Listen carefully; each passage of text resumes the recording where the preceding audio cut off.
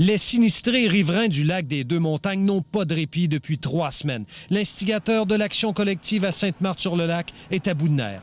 Je suis en colère parce que ça a été négligé. D'ailleurs, samedi, on poursuivait le grand ménage dans la municipalité.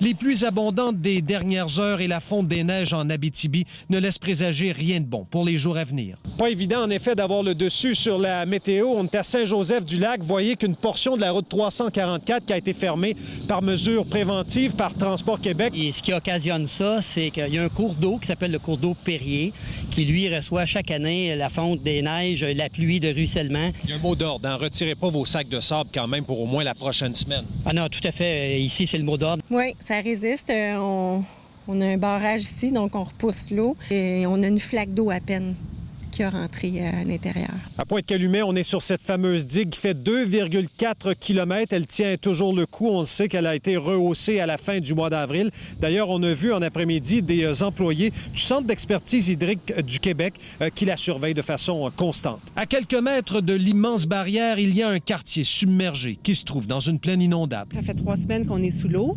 Mais nous, en 2017, on avait fait une fondation hydrofuge. Donc, on n'a pas d'eau dans la cave. À Gatineau, on craint encore des répercussions, surtout dans l'ouest de la ville. La décrue devrait être très lente.